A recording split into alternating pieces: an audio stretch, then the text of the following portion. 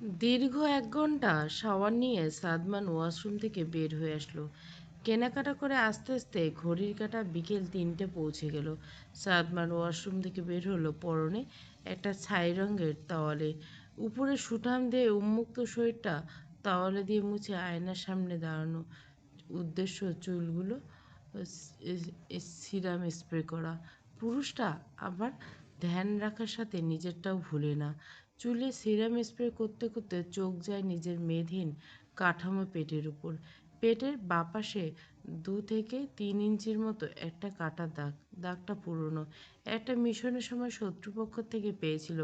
সাদমানের শরীরে এমন অসংখ্য কাটা ছেঁড়ার দাগ আছে, দেশের রক্ষার জন্য এতটুকুই ছিল না। চুল ঠিক করে ওয়ার্ড্রপ থেকে একটা কালো টি শার্ট পরে শরীরে পারফিউম স্প্রে করে রুম থেকে বের নিচে যাওয়ার উদ্দেশ্যে। সাদমানের প্রচণ্ড ক্ষুধা লেগেছে, বাইরে তেমন কিছু খাওয়া হয়নি, তবু আরহানের জোরাজুরিতে একটা স্যান্ডউইচ খেয়েছিল। সাদমান এমনিতে বাইরের খাবার পছন্দ করে না, কিন্তু আজ সঙ্গে ২ বাচ্চার মানুষ ছিল বলে তাদের ক্ষুধার কথা ভেবে বাইরে খেতে এসেছিল। এলিজা মাত্র ২ চামচ হোয়াইট সস পাস্তা মুখে দিয়েই থেমে যায়। মেয়েটাকে সাদমান এক প্রকার ধমকে খাওয়াচ্ছে। এলিজা ভাত বেশি পছন্দ, বিশেষ করে দুপুরে ভাত না খেলে তার জন্য মনেই ভরে না। আরহান বাসা বাবার কথা মতো স্কুলের পোশাক বদলে গোসল সেরে একটা আরামদায়ক টি শার্ট হাঁটু পর্যন্ত ঢিলঢালা হাফ প্যান্ট পরে নিল। তারপর আইপ্যাডটা নিয়ে বিছানায় শুয়ে গেম খেলতে লাগলো। আইপ্যাড অবশ্য তার নয়, রাইসার, তবে বেশিরভাগ সময় সেটা আরহানের কাছে থাকে। গেম খেলায় ডুবে থাকার মাঝে সাদমান ঘরের দরজা ঠেলে ভেতরে ঢুকলো। নিজের থেকে ডাকাডাকি না করে ছেলেকে নিজের সঙ্গে খাবার টেবিলে নিয়ে যাওয়ার জন্য এসেছে। বাবাকে দেখে আরহান বুঝে গেল সাদমান তাকে খেতে নিয়ে যেতে এসেছে। বিছানায় শুয়ে গেম থেকে চোখ না সরে বলল, আমি এখন কিছুই খাবো না বাবা, আমার পেট ভরা। ছেলের কথা শুনে সাদমান কোনো উত্তর দিল না। ওয়ার্ড্রপ থেকে একটা তোয়ালে বের করে আরহানকে আলতো টেনে বসিয়ে দিল। গোসলের পর ভেজা চুলগুলো থেকে এখনও টপ টপ করে পানি ঝরছে। সাদমান পরম মমতায় ছেলের ভেজা চুলগুলো যত্ন করে মুছে দিল। এই বয়সে আরহান মায়ের আদর যত্ন পাওয়ার কথা, কিন্তু হয়তো ভাগ্য সেই পাওয়াটুকু তার ছেলের কাছ থেকে কেড়ে নিয়েছে। তাই বাবা হয়ে সাদমানকে ছেলের জন্য মা হয়ে উঠতে হয়েছে। কখনো শাসন, কখনো নিঃস্বার্থ ভালোবাসা, দুটো দায়িত্ব একা কাঁধে তুলে নিয়েছে সে।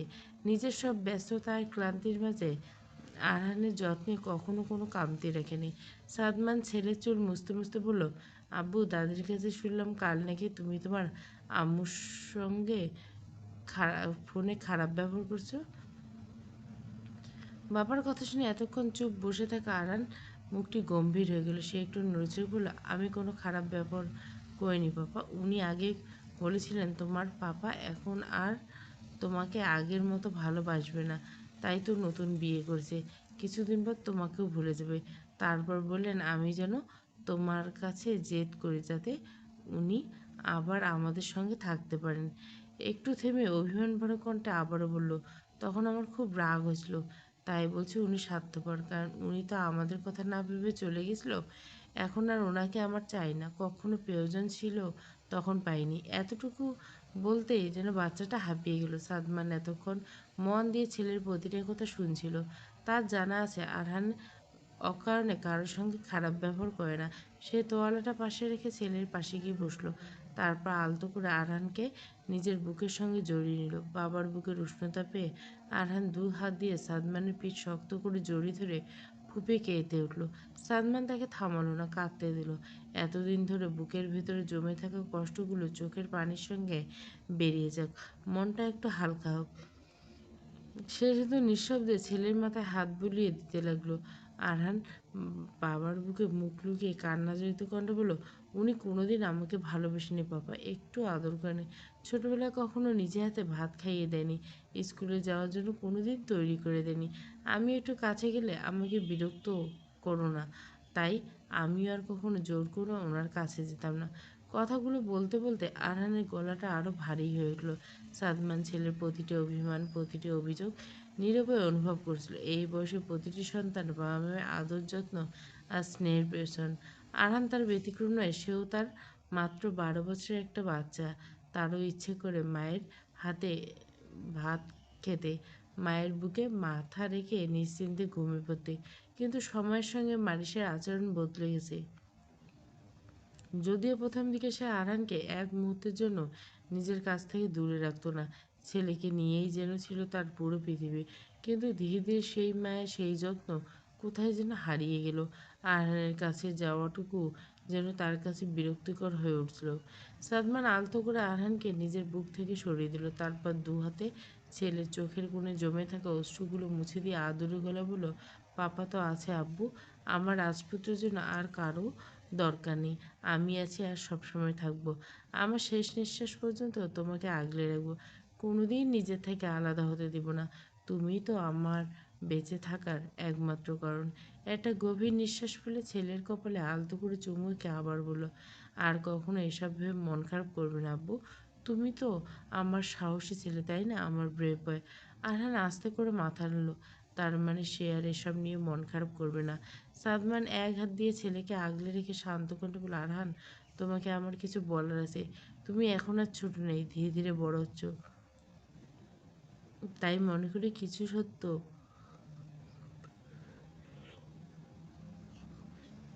কথা তোমার জানার সময় হয়েছে। তুমি আমার সন্তান, তাই সব জানার অধিকার আছে। বাবার কথা শুনে আরহান একটু অবাক হলো। কি এমন কথা যা এত গুরুত্ব দিয়ে বলতেছে? তার মনে কৌতূহল জেগে উঠল। সে চুপচাপ বাবার মুখের দিকে তাকিয়ে রইল। সাদমান একটা দীর্ঘশ্বাস ফেলল, ধীরে ধীরে বলতে লাগলো, আলিজা আর তার বিয়ের ঘটনা। সাদমান এক এক করে সব বলল। সঙ্গে আলিজার বাবার মৃত্যু, মায়ের দ্বিতীয় বিয়ে, আলিজার মামার বাড়িতে বড় হওয়া, সব কিছু খুলে বলল। এতক্ষণ আরহান নিঃশব্দে শুনছিল। সে ভেবেছিল তার বাবা নিজের ইচ্ছেতে দ্বিতীয় বিয়ে করছে। বাবার মুখ থেকে এতগুলো কথা শোনার পর ছোট্ট মাথাটা যেন এলোমেলো হয়ে গেল। তবে এতটুকু বুঝতে পারল, তার বাবা বিয়েটা পরিস্থিতির চাপে করেছে। আর যাকে বিয়ে করছে উনি কোনোদিন বাবা মার আদর ভালোবাসা পায়নি। এতদিন আলিজাকে দেখলে মুখ গোমড়া করে রাখার কথা ভেবে আরহান নিজের একটু খারাপ লাগলো।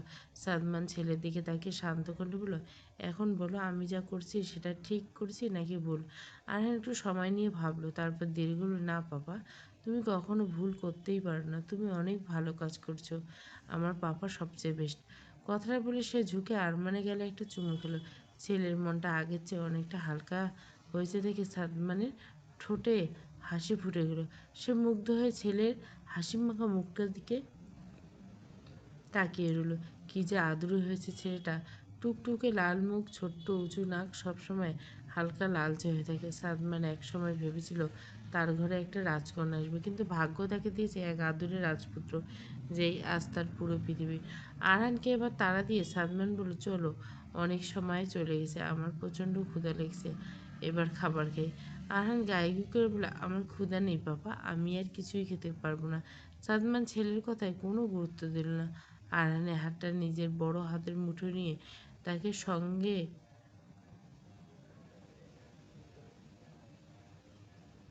করে নিচের দিকে নেমে গেল। ডাইনিং টেবিলে বসতেই আনাহিতা ফারাদি এক এক করে খাবার এনে রাখলো। কাজল, শিউলি সব কিছু গুছিয়ে একটু বিশ্রাম নিচ্ছে, তাই তিনি আর ডাকলেন না।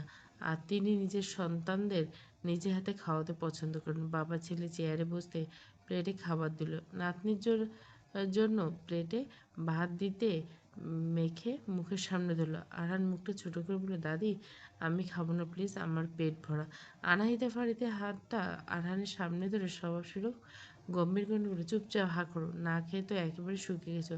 বলো তো তোমার পাপাকে তুমি কতটুকু খাবার খাও? আরহান দাদির হুমকিতে একটু ভয় পেয়ে খাবারটা মুখে নিল। তিনি প্রায় সময় আরহানকে নিজে হাতে খান। সাদমান সামনে খাবার রেখে একটু উসখুস করছে। আড়াইতে ফাড়িতে আরহানের মুখে লোকমা তুলে দিতে দিতে বললেন, আব্বা, খাবার খেতে শুরু করো, আমি জাহানকে খাবারের জন্য ডেকে এসেছি, চলে আসবে সে। আড়াইতে ফারাদি বিচক্ষণ নারী, সন্তানের মনোভাব বুঝতে সময় লাগে না। সাদমান জননীর কথা শুনে একটু লজ্জা পেল। জননী তার উৎকণ্ঠার কারণ বুঝে গেল। সাদমান ভেবেছিল আলিজাকে নিজে ডাকবে, কিন্তু পরক্ষণে ভেবে দেখলো বারবার এক যুবতী মেয়ের ঘরে এভাবে যাওয়া ভালো দেখায় না, আর মেয়েটা তাকে দেখলে লজ্জা পায়। তাই ভেবেছিল নিচে শিউলি বা কাজলকে দিয়ে খাবারের জন্য ডেকে আনবে। সাদমান খাবার হাতে নিতে যাবে, সেই মুহূর্তে দেখলো আলিজা ধীর পায়ে নিচে নেমে আসছে। মাথায় আলতো ঘোমটা দেওয়া, পরনে একটা বাদামি রঙের থ্রি পিস, টেবিলের কাছে আসতে আনাহিতে ফারিদি নাতির মুখে লোকমা দিয়ে আলিজের জন্য প্লেটে বাড়িয়ে দিল, দিয়ে বলল, তোমার স্বামী পাশের চেয়ারে বসো।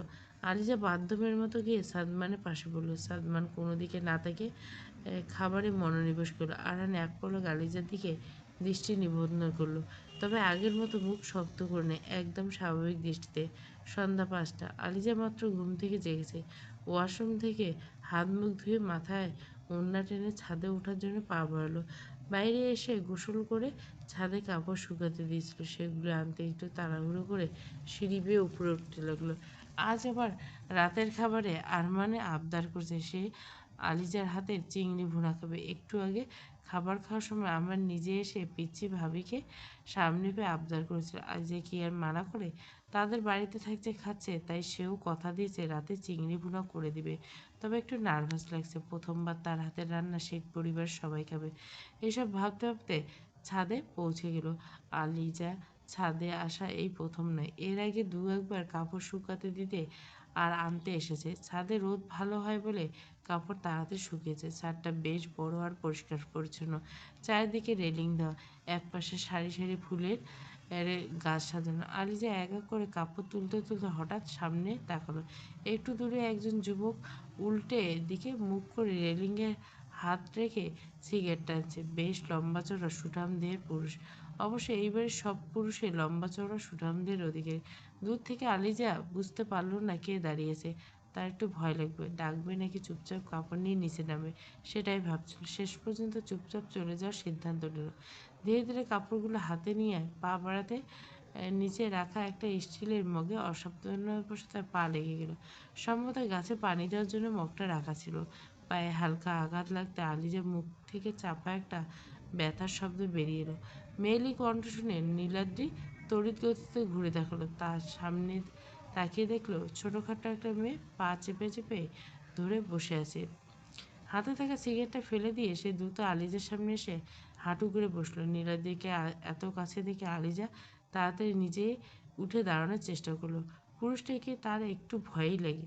রায়হানের সঙ্গে দু একবার কথা হলো, নীলাদ্রির সঙ্গে আজ পর্যন্ত তেমন কথা হয়নি। আলিজাকে উঠতে দেখে নীলাদ্রি আলতো করে হাত চেপে ধরে গম্ভীর কণ্ঠে বলল, ওঠার চেষ্টা করছো কেন? চুপচাপ বসে থাকো, দেখি কথাটা লিখেছে। বলে নীলাদ্রি হাতটা আলিজার পায়ের কাছ দিকে নিয়ে গেল। আলিজা তৎক্ষণাৎ একটু সরে বসে দেখলো, দেখতে হবে না ভাইয়া, বেশি লাগেনি, আমি ঠিক আছি। আলিজার কথা শুনে নীলাদ্রির চোয়াল শক্ত হয়ে গেল। সে আলিজাকে সরিয়ে রাখা হাতটা আলতো করে চেপে ধরে বলল, একদম নড়বে না। আলিজা এবার সত্যি সত্যি একটু ভয় করতে শুরু করলো। ধীরে ধীরে চারপাশে সন্ধ্যার আধার নেমেছে। ছাদে নীলাদ্রি আর তাকে ছাড়া কেউ নেই। আলিজার ছোট্ট ভীতু মুখটা দেখে নীলাদ্রি আলিজার হাত ছেড়ে উঠে দাঁড়ালো। আলিজা তখনও বসে আছে। সে অবাক হয়ে ভাবলো, হঠাৎ কী হলো? নীলাদ্রি আবার রেলিংয়ের কাছে গিয়ে উল্টো দিকে মুখ করে দাঁড়ালো। তারপর সামান্য ঝুঁকে গম্ভীর কণ্ঠে বিড়বিড় করে বলল, যাও এখন এখান থেকে। তোমাকে দেখলে আমার ভেতরটা কেমন যেন ঝড় তোলে। আলিজা এসবের কিছুই বুঝলো না। তার মনে হলো ছেলেটার মাথায় বুঝি একটু সমস্যা আছে। তাই আর এক মুহূর্ত সেখানে না দাঁড়িয়ে কাপড়গুলো নিয়ে প্রায় দৌড়ে নিচে নেমে গেল। আলিজা চলে যেতে নীলাদ্রির শক্ত মুখটা কেমন মলিন হয়ে গেল। পরক্ষণে ঠোঁটের কোণে এক রহস্যময় বাঁকা হাসি ফুটে উঠল। সন্ধ্যা 6টা। শেখ ম্যানশনের ড্রয়িং রুমে বাইরে প্রায় সবাই সোফায় বসে আড্ডা দিচ্ছিল, শুধু সাদমান বাদে। তাকে খুব একটা আড্ডা দিতে দেখা যায় না। গম্ভীর মানুষটা সারাক্ষণ যেন সিরিয়াস হয়ে থাকে। ইমা আর শিউলি রান্নাঘর থেকে সন্ধ্যার নাস্তা একে একে সবার সামনে দিচ্ছে। এদিকে আলিজা রান্নাঘরে রাতের রান্নার জন্য চিংড়িগুলো পরিষ্কার করছে। কাজল পাশে দাঁড়িয়ে পেঁয়াজ কুচি দিচ্ছে।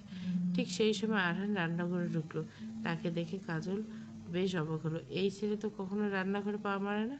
অবাক স্বরে কাজল বলল, কী ব্যাপার আরহান বাবা, তুমি এখানে? কিছু লাগবে? আরহান দু কদম এগিয়ে এসে বলল, না আমার কিছু লাগবে না। তবে সে আর কিছু বলতে পারলেন। তার আগে কাজল মজা করলো, ও বুঝেছি, নতুন মায়ের আদর খেতে এসেছে তাই না? আরহান লজ্জা পেতে পেতে আলিজা কাজলকে বলল, আপা ওকে জ্বালাচ্ছ কেন? নিশ্চয়ই কোনো কাজে এসেছে। কাজল মুচকি এসে আবার নিজের কাজে মন দিল।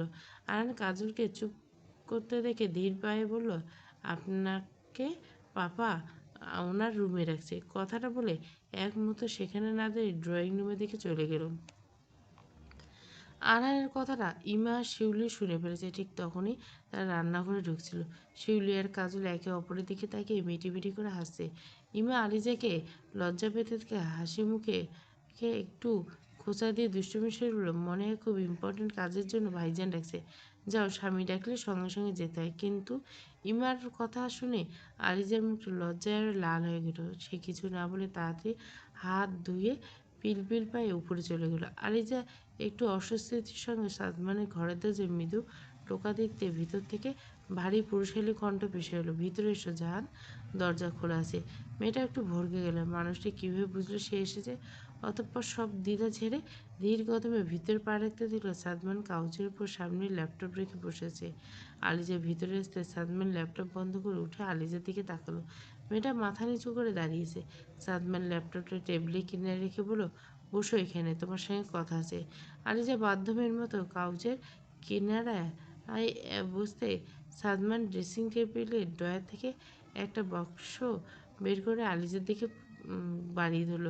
আলিজা একটু অবাক হয়ে সামনের পুরুষটার দিকে তাকাতে সাদমানের মুখটা গম্ভীর রেখে শান্ত করে বলল, হাতে নাও, তোমার জন্য এখন একটা স্মার্টফোন। আলিজা ধীরে ধীরে বক্সটা হাতে নিল। মুখে তার বিস্ময়ভরা কণ্ঠে বলল, আপনি এটা কখন এনেছেন? আর আমার তো মোবাইলের কোনো প্রয়োজনই লাগবে না, আপনি রেখে দেন। সাদমান বিছানায় বসে শান্ত স্বরে বলল, এটার অনেক প্রয়োজন বুঝলে। এই ফোন দিয়ে বাসার সবার সাথে কথা বলবে, তোমার আম্মুর সাথে কথা বলবে। আম্মুর কথা বলতে আলিজা ঠোঁট ফুলে বলল, আমি তো আম্মুর সঙ্গে রাগ করছি। সাদমান বাচ্চা মেয়ের সরল কথা শুনে তার ঠোঁটে ফুটে ওঠা সেই স্নিগ্ধ হাসি। আলিজা সাদমান কিছু না বলায় সামনে তাকাতে দেখে তার সামনে বিছানায় বসা, মুখে স্নিগ্ধ হাসি পুরুষটা। আর যে এক মুহূর্ত জন্য সেই হাসি দেখল, কি সুন্দর হাসি। হাসলে মানুষটাকে আরো 10 গুণ বেশি আকর্ষণীয় লাগে। আলিজা মনে মনে ভেবেই নিজেই লজ্জায় চোখ নামিয়ে নিল। মেয়েটার মুখে লালিমা পেয়ে যায়। আলিজাকে লজ্জা পেতে দেখতে সাদমান একটু সিরিয়াস হয়ে জিজ্ঞাসা করলো, আমাকে দেখে এত লজ্জা পাও কেন? সাদমানের অপ্রত্যাশিত শুনে প্রশ্ন শুনে আলিজা একটু নার্ভাস হয়ে যায়। আমতা আমতা করে আসলে সাদমানের সঙ্গে কথা বলতে বা বসলে ভীষণ অস্বস্তি হয়, হয়তো স্বামী বলে। আবার নিজের থেকে এত বয়সে বড় বড় হয়, তার উপর পুরুষটা ভীষণ সুদর্শন। মেয়েটা আমতা আমতা করে বলল, আমার সুদর্শন পুরুষ দেখলে লজ্জা লেগে। সাদমান মেয়েটার কথা শুনে ঠোঁট কামড়ে কিছু বোঝার চেষ্টা করলো, কি বলল। অতঃপর বিছানা ছেড়ে উঠে 2 কদম হেঁটে কাউচে বসে থাকা আলিজের সামনে একটু ঝুঁকে শান্ত কণ্ঠে বলল, আমাকে সুদর্শন পুরুষ বলছো? আলিজা সাদমানের শান্ত কণ্ঠ শুনে বুকটা ধক করে উঠল। কেমন একটা অনুভূতি হচ্ছে, কিন্তু ভীষণ অজানা। বুকের ধুকপুকানি যেন নিজের কানে শুনতে পাচ্ছিল আলিজা। চোখ তুলে তাকানোর সাহস হলো না তার। রায়হান অফিসে কাজ করতে করতে বেশ ক্লান্ত। রাত প্রায় 10টা বাজে। বিছানায় বসে প্রায় 1 ঘন্টা ধরে অফিসে একটি গুরুত্বপূর্ণ ফাইল খুঁটিয়ে খুঁটিয়ে দেখছে। ওদিকে ইমা ওয়াশরুম থেকে ফ্রেশ হয়ে এসে শাড়ির আঁচলটা গুছিয়ে বিছানায় বসে শরীরে লোশন মাখছে। নিজের কাজে এতটাই মনোযোগী যে রায়হান যে কখন থেকে স্থির দৃষ্টিতে তার দিকে তাকিয়েছে সেদিকে তার খেয়াল নেই। কিছুক্ষণ পর ইমার মনে হলো কেউ যেন তার দিকে তাকিয়েছে। সে ধীরে ধীরে মুখ তুলে রায়হানের দিকে তাকাতে তাদের চোখাচোখি হয়ে গেল। কিন্তু ইমা রায়ানের মাদক ভরা দৃষ্টিতে কোনো পাত্তা না দিয়ে বলল, আচ্ছা বলো তো, আজকে তোমার নতুন ভাবির হাতে চিংড়ি ভুনা কেমন হয়েছে? এই সময় বউয়ের এমন প্রশ্নে রায়ান একটু হতাশ হলো। তবু মৃদু হেসে বলল, সত্যি বলতে অনেক ভালো হয়েছে। আম্মির হাতে চিংড়ি যেমন খেতে ভালো লাগে, নতুন ভাবির হাতেরটা বেশ মজা হয়েছে। ইমা মাথা নাড়ল, আসলে এই ছোটো মেয়েটার হাতের রান্না বেশ ভালো। কিছুক্ষণ চুপ থেকে ইমা আবার প্রশ্ন করলো, আচ্ছা বড় ভাইজানের সাথে মেয়েটাকে মানায় কি রায়হান? রায়হান ফাইলটা পাশে রেখে ইমার কোমর জড়িয়ে তাকে নিজের কাছে টেনে নিল। তারপর তার কাঁধে মুখ রেখে বলল, সত্যি বলতে মেয়েটা ভাইজানের তুলনায় বেশ ছোট, তবে আমার মনে হয় মেয়েটার মধ্যে যথেষ্ট ম্যাচুরিটি আছে, আচার আচরণ বেশ পরিপক্ক লাগে। কথাটা শুনে ইমার মনে অল্প একটু ঈর্ষা জন্ম নিল। সে রায়হানের দূরে ঠেলে দিয়ে গাল ফুলে বলে, আমাকে একদম ধরবে না, যাও ওই মেয়ের কাছে যাও। কথাটা বলে ইমা ফুঁসতে ফুঁসতে অন্যদিকে মুখ ফিরে নিল। বউয়ের এমন জেলাসি দেখে রায়হান শব্দ করে হেসে উঠল। তারপর ইমাকে 2 হাত দিয়ে জড়িয়ে ধরে বলে, আস্তাগফিরুল্লাহ, এসব কি বলো তুমি? উনি আমার বড় ভাইয়ের স্ত্রী, আমার ভাবিয়েন। ইমা তবুও গাল ফুলে চুপচাপ বসেছে, কোনো উত্তর দিল না। রায়হান কিছুক্ষণ ইমার মুখের দিকে তাকিয়ে রইল। অভিমান ভাঙানোর জন্য ধীরে ধীরে তার আরও কাছে এগিয়ে এলো। ইমা আর বাধা দিল না। সাদমান আরানকে ভালো করে শুয়ে ঘরের আলোটা নিভিয়ে দিল। তারপর ছেলের কপালে আলতো করে একটা চুমু খেয়ে বেরিয়ে গেল। হাতে একটা মাঝারি আকারের শপিং ব্যাগ নিয়ে সোজা মা বাবার রুমের দিকে হাঁটতে লাগলো। শপিং ব্যাগটা সে নিজের রুম থেকে নিয়ে এসেছিল। দরজায় টোকা দিতে ভেতর থেকে জননীর কণ্ঠ ভেসে এলো, কে? সাদমান নিচু গলায় বলল, আমি। কথা শুনে ভেতর থেকে আনাহিত ফারিদি দরজা খুলে দিলেন। ছেলেকে দেখে বললেন, ভেতরে আসো আব্বা। সাদমান ভেতরে ঢুকে জননীর দিকে শপিং ব্যাগটা বাড়িয়ে দিয়ে বললেন, আপনার জন্য এটা আম্মি। কবির সাহেব মাত্র ওয়াশরুম থেকে বেরোলেন। তিনি অবাক চোখে ব্যাপারটা দেখলেন। আনাহিতা ফারিদি ব্যাগটার দিকে তাকালেন, তারপর ছেলের মুখের দিকে তাকিয়ে বলেন, আমার জন্য আবার কি নাসির? আজকে শপিংয়ে যাওয়ার সময় শাড়িটা আমার পছন্দ হয়েছিল, সাদমান বলল। আনিতা ফারিদি ব্যাগটা খুলে দেখলেন ভেতরে একটা হালকা গোলাপি রঙের শাড়ি, সাদা ফুলের নকশায় সাজানো। শাড়িটা দেখতে বেশ স্নিগ্ধ আর মার্জিত। সাদমান দেখলো জননীর মুখে তৃপ্তি হাসি ফুটে উঠছে। কবির সাহেব বিছানায় বসে মা ছেলের কাণ্ড দেখছিলেন। মুখটা অবশ্য বেশ গম্ভীর। আনাইতে ফারিদি শাড়িটায় হাত বুলিয়ে তারপর ছেলের গায়ে হাত রেখে মৃদু হেসে বললেন, খুব সুন্দর শাড়িটা আব্বা, তোমার পছন্দ বেশ ভালো। সালমান গালে থাকা জননীর হাতটা আলতো করে ধরে বললেন, আপনার পছন্দ হয়েছে এটাই আমার কাছে অনেক। অনেক রাত হয়েছে, এবার ঘুমান। আনাতে যে ছেলের মাথায় আলতো করে হাত বুলিয়ে দিলেন। মুখের হাসিটা যেন একটু গাঢ় হলো। তখনই কবির সাহেব ছেলেকে উদ্দেশ্য করে একটু খোঁচা দিয়ে বললেন, বাহ, মায়ের জন্য শাড়ি আর বাবার কথা ভুলে গেলে? সেটা তো ভুলে যাবে, এখন বড় হয়েছো, না বলেও বিয়ে করে নিয়েছো, ভালোই তো।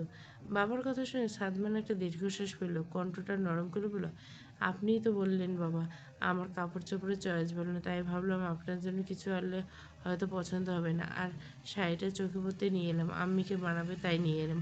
কবির সাহেব আবার কিছু বলতে চাইছিলেন, তার আগে আনাহিতে ফাড়ি দিয়ে শাড়িটা আলমারির ভিতরে রেখে বলেন, কি নিয়ে পড়লেন আপনি? যাও বা, অনেক রাত হয়েছে, ঘুমোতে যাও। সালমান মায়ের দিকে কৃতজ্ঞতার দৃষ্টিতে তাকে ঘর থেকে বেরিয়ে গেল।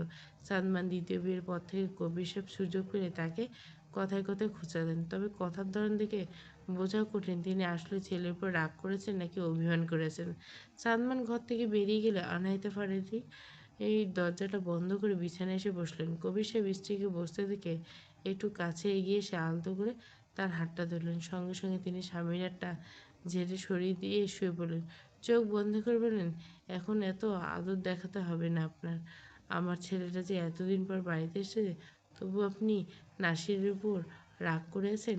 কবির সাহেব বিছানায় হেলান দিয়ে বসে একটা দীর্ঘশ্বাস, হতাশার দীর্ঘশ্বাস পেলেন। তুমি আমাকে বুঝলেন না ফারাদি?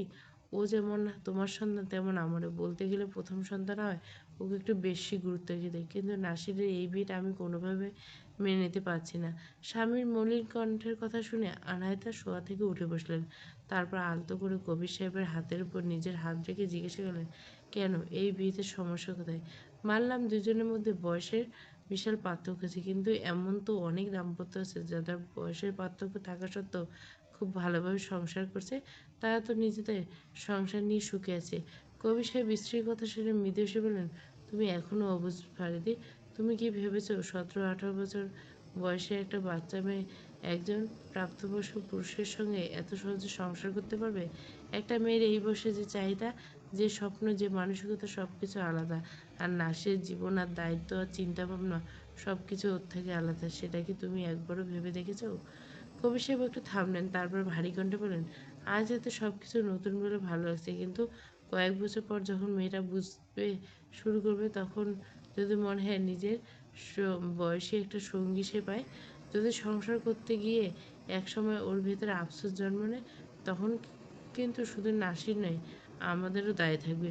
অনাথে চুপ করে স্বামীর কথা শুনতে লাগলেন। কবির সাহেবের কণ্ঠে রাগের চেয়ে ছেলেকে নিয়ে দুশ্চিন্তায় বেশি স্পষ্ট। অনাথে ভারতের মুখে এবার এক ধরনের চিন্তার ছাপ ফুটে উঠল। কিছুক্ষণ চুপ থেকে তিনি শুধু বললেন, আমি শুধু চাই আমার ছেলেটা ভালো থাকুক, আর আমার মেয়েটাকে আমার বেশ বুঝদার মনে হয়। কবি সাহেব স্ত্রীর কথার পর আর কিছু বললেন না। তিনি জানেন ওনার ফারাদি যথেষ্ট বিচক্ষণ, আত্মবিশ্বাসী একজন নারী। মানুষ চিনতে তার ভুল খুব কমই হয়, তাই স্ত্রীর কথা একেবারে উড়িয়ে দিতে পারলেন না। কেটে গেছে 3 দিন। মধ্যাহ্নের সময় বাইরে রোদের তীব্রতা বেড়েছে, অথচ বাড়ির ভেতর বেশ ব্যস্ততা। রান্নাঘর থেকে মশলা আর রান্নার গন্ধ ভেসে আসছে। আলিজা অন্য কোমরে গুজে রান্নায় ব্যস্ত, তার সঙ্গে আছে কাজল আর শিউলি। ইমা সাধারণত মাঝে মাঝে রান্নায় হাত লাগে, তবে আজ সকালে রায়হানের সঙ্গে বাবার বাড়িতে গেছে। কাজল মেঝেতে বসে বিশাল একটা কাতলা মাছ কাটছে, অন্যদিকে শিউলি সিঙ্কের উপর মিক্স সবজি রান্নার জন্য সবজি দিচ্ছে। আলিজা দেশি মুরগির মাংসের মশলা আর তেল মাখিয়ে দিচ্ছে। এই কয়েকদিনে মাঝে মাঝে রান্নাঘরে এসে রান্নার কাছে হাত লাগায়। ধীরে ধীরে বাড়ির সবার সঙ্গে একটু স্বাভাবিক হয়ে উঠছে। এমন সময় গোসল সেরে নিচে নেমে আসলো আনাইতে ফারাদি। আলিজা একবার শাশুড়ির দিকে তাকালেন, অজান্তে মনের প্রশ্ন রাখলো, এই বয়সে কিভাবে এতটা সতেজ আর সুন্দর থাকতে পারেন। আনাদি ফারদি রান্নাঘরে পা রাখতে তার নাকে ভেসে এলো সুস্বাদু রান্নার গান। তিনি এগিয়ে এসে আলিজার পাশে দাঁড়ালেন। বউয়ের চেয়ে শাশুড়ির উচ্চতা প্রায় 5 ইঞ্চি বেশি। দাঁড়িয়ে বলেন, সবাই তো এসে যাবে, রান্না কতদূর হলো? আলিজা গ্যাসের চুলায় মুরগির মাংস বসিয়ে ঢাকনা দিয়ে ঢেকে দিতে দিতে মৃদু স্বরে বললেন, জি, প্রায় সব রান্না শেষ হয়েছে, শুধু মাছ ভাজা আর তরকারিটা বাকি। আনাহিদা ফারিদি দৃষ্টি এবার ছেলে বউ দিকে দিলেন। এই গরম চুলে আগুনের পাশে দাঁড়িয়ে থাকতে থাকতে আলিজা ঘেমে এমন দেখান, মুখটা লাল হয়ে গেছে। শিউলি আর কাজল অন্য কাজ করায় তারা তেমন ঘামেনি। এই কদিনই মেয়েটা বেশ মনে ধরেছে তার। তিনি স্নেহময় গলা বললেন, বাকি কাজগুলো ওরা করে নেবে, তুমি উপরে গিয়ে গোসল করে নাও। আর শোনো, তোমার ঘরে বিছানার উপর কয়েকটা শাড়ি রেখেছি, ওগুলো তোমার জন্য রেখা, ওখান থেকে যেটা পছন্দ হয় গোসল করে সেটা পরে নিও। শাশুড়ি হঠাৎ তাকে শাড়ি পরার কথা বলায় আলিজা একটু থমকে গেল। ভুরু কুচকে কয়েক মুহূর্ত ভাবলো, হঠাৎ শাড়ি পরতে বলছে কেন। কিছু বুঝতে পারল না, তবে প্রশ্ন করলো না। গ্যাসের চুলে আগুনটা একটু কমিয়ে দিয়ে বলল, ঠিক আছে আমি আমি ডাকতে একটু দ্বিধা হয় না মেয়েটার। হঠাৎ কোনো নারীকে মা বলে ডাকার অভ্যাস তো আর একদিনে তৈরি হয় না। শব্দটা মুখে আনতে গেলে কেমন অস্বস্তি লাগে, তবুও আনাহিতে ফারিদির প্রতি তার মনে ধীরে ধীরে একটা আপন ভাব তৈরি হয়েছে। আলিজা চলে যেতে তিনি শিউলি আর কাজলকে বলেন, এত গরমে তাড়াহুড়ো করতে কম হয় না, ধীরে সুস্থে রান্না করো। আর ফ্রিজে কালকে এনে ডাবের পানি আছে, এত গরম পড়ছে, একটু পরপর খেয়ে নিস। কথাটা বলে নিজের ঘরের দিকে পা বাড়লেন তিনি। কাজল শিউলি আর কাজল মুচকি এসে একে অপরের দিকে তাকালেন। তাদের বড় গৃহপতি গম্ভীর স্বভাবের মানুষ হলে কী হবে, সবার যত্ন নেওয়ার ব্যাপারে তার কোনো কামতি নেই। তাদেরকে কখনো কাজের মেয়ের মতো আচরণ করে না, বরং পরিবারের একজনের মতো করে দেখেন। আলিজা নিজের ঘরে গিয়ে সোজা ওয়াশরুমে ঢুকে পড়লো, ভালো করে চুলে শ্যাম্পু করলো। শ্যাম্পুটা সাদমানে কিনে দেওয়া, আসলে সেদিন তার প্রয়োজনীয় সব কিছু সাদমান কিনে দিয়েছে। প্রায় আধা ঘন্টা পর গোসল সেরে ওয়াশরুম থেকে বেরিয়ে এসে আলিজা বিছানার কাছে এগিয়ে গেল। বিছানার উপর বেশ কয়েকটি শাড়ি সুন্দর করে রাখা ছিল। সেগুলোর দিকে কিছুক্ষণ তাকিয়ে থেকে শেষ পর্যন্ত সবুজ রঙের একটা শাড়ি পছন্দ করলো। শাড়িটা হাতে নিয়ে দ্রুত পরে নিল আলিজা।